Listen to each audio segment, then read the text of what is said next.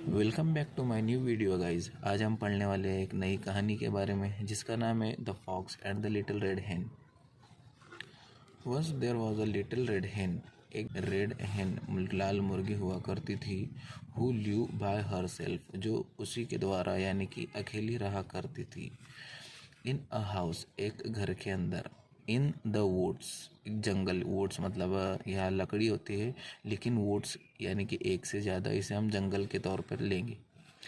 And nearby over the hill, और नज़दीक ही। Nearby over the hill, एक टेकड़ी के ऊपर। हिल यानी कि एक टेकड़ी के ऊपर। Live a crafty old fox. Lived का मतलब होता है रहना। लिव, लिव्ड, लिव्ड, ये सेकंड फॉर्म है पास्ट टेंस की।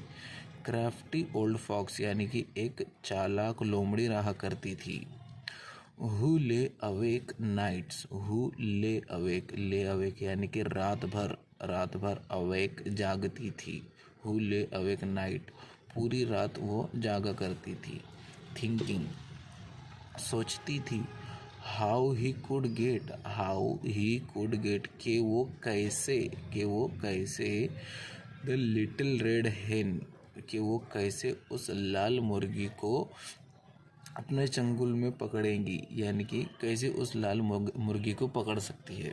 Wanted to carry her home. He wanted, wanted का मतलब होता है चाहना। Want, wanted, wanted.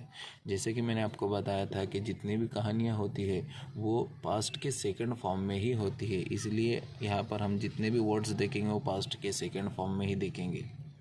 तो यहाँ पर यूज़ किया गया है ही वॉन्टेड टू कैरी, यानी कि वो उस लाल मुर्गी को चाहता था। क्या चाहता था? हर फॉर हिज सपर, उस लाल मुर्गी को ले जाकर रात के खाने के लिए उसे ले जाना चाहता था। सफर यानी कि रात का खाना होता है। एट लास्ट, आखिर में।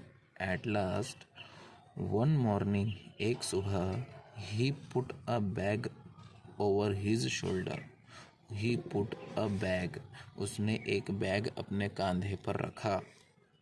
ओवर हिज शोल्डर, ओवर का मतलब होता है ऊपर। हिज शोल्डर, कंधे पर। एंड सेड, और कहा।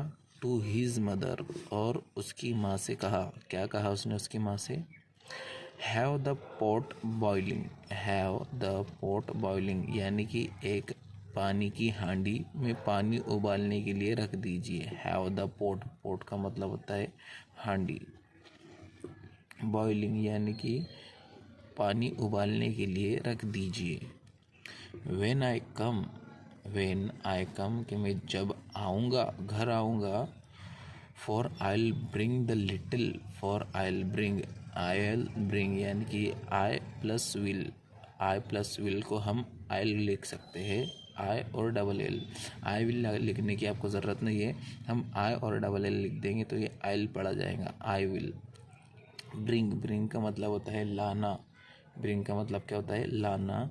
द लिटिल रेड हेन, उस लाल मुर्गी को मैं लाऊंगा। फॉर सपर यानी कि खाने के लिए मैं उस लाल मुर्गी को लाऊंगा।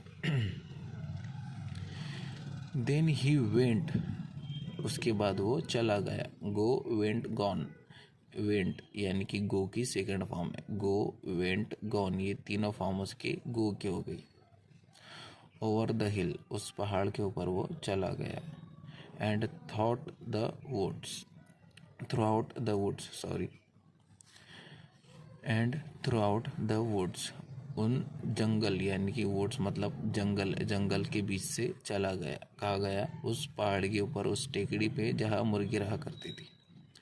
To where the red hen live, to where the little, to where the red hen live, जहाँ पर वो लाल मुर्गी रहा करती थी। In her snug little house, snug यानी कि एक आरामदायक झोपड़ी, कुछ भी घर। Snug little house. तो आज का वीडियो हमारा यहीं तक ख़त्म होता है। मिलते हैं अगले वीडियो में।